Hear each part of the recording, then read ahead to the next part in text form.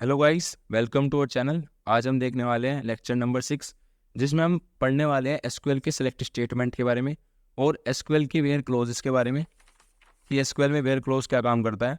बहुत सारे operators where close में यूज़ होने वाले हैं। एक एक ऑपरेटर को समझने वाले हैं कि कैसे ऑपरेटर इसमें यूज़ होगा और क्वेरी देखने वाले हैं। मोस्ट इंपॉर्टेंट चीज़ जो हमारी क्वेरी है वो हम देखने वाले हैं कि हम कैसे क्वेरी लिख सकते हैं और कैसे इन स्टेटमेंट का यूज़ कर सकते हैं। ठीक है, तो वीडियो को एंड तक देखना। वीडियो जब तक आप लास्ट तक नहीं देखोगे, पूरी एंड तक नहीं देखोगे, वीडियो को कहीं से भी कोई भी चीज़ वरना स्किप हो जाएगी तो आपको बहुत दिक्कत होगी। सो वीडियो को एंड तक देखना। सो स्टार्ट करते हैं। SQL select statement. SQL select statement क्या होता है? Select statement is use to select data from a database.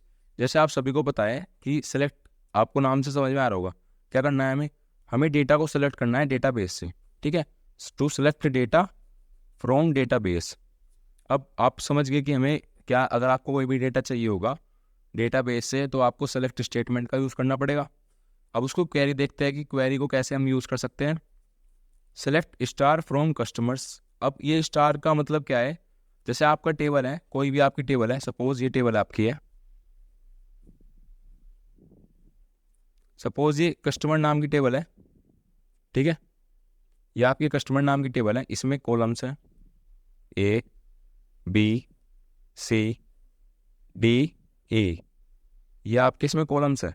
ठीक है, अब क्या है ना, अब हमें ये पर्टिकुलर कॉलम चाहिए, जो है ना, हमें ये पर्टिकुलर कॉलम चाहिए, फिर ये पर्टिकुलर कॉलम चाहिए। हमें पूरा का पूरा जो है सारे कॉलम चाहिए, तो हम क्या करेंगे, हम सेलेक्ट स्टार का यूज़ कर लेंगे और सेलेक्ट स्टार की हेल्प से हम उस पूरे पर्टिकुलर कॉलम को अपने डेटा में ले लेंगे। ठीक है, तो इससे हमें समझ में आ गया।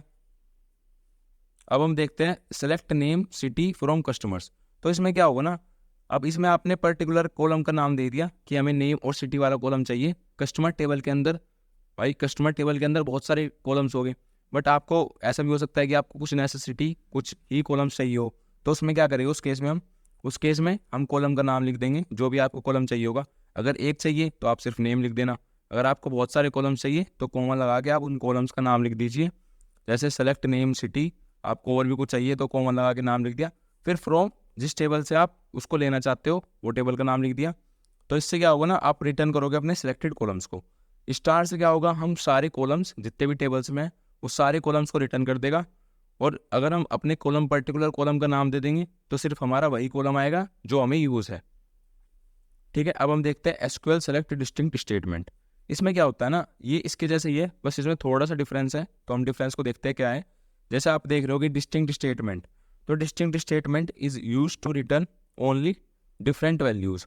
अब डिस्टिंक्ट, आपको पता है कि डिस्टिंक्ट जो होता है वो हमारा डिफरेंट वैल्यूज़ ही देता है। तो अब हमें अपने डेटाबेस से जो भी डेटा वो चाहिए होगा, जो भी फैच कराना होगा डेटा में, उसमें हमें सिर्फ डिस्टिंक्ट वैल्यू चाहिए होगी। तो हम क्या करेंगे, उसमें हम एसक्यूएल सेलेक्ट डिस्टिंक्ट स्टेटमेंट का यूज़ करेंगे।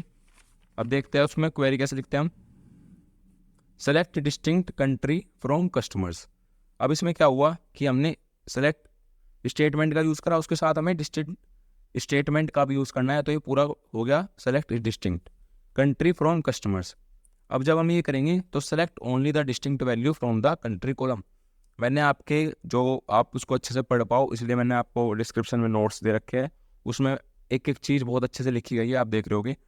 वो आप डिस्क्रिप्शन में से नोट्स डाउनलोड कर लेना, क्योंकि नोट्स पढ़ना बहुत इंपॉर्टेंट है और एक एक चीज़ बहुत अच्छी तरीके से समझाई गई है।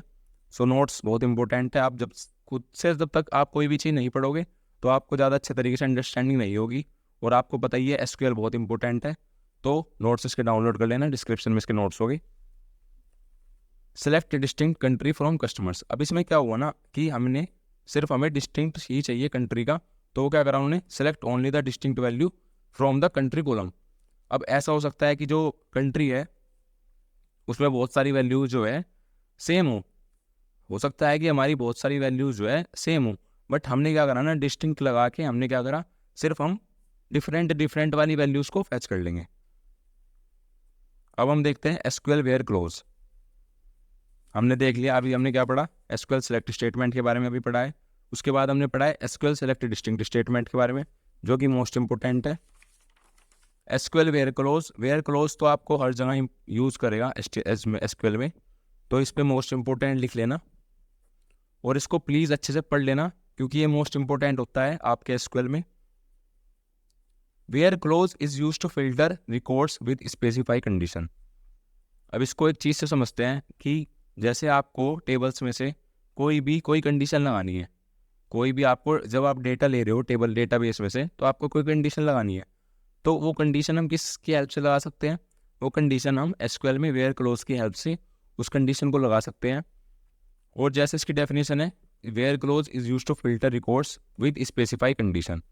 सेलेक्ट कॉलम 1, सिंटैक्स देखते हैं इसका, select column 1 column 2 column 3 from table name where condition. अब यहाँ पे कंडीशन आ गई, ये आ गई हमारी कंडीशन।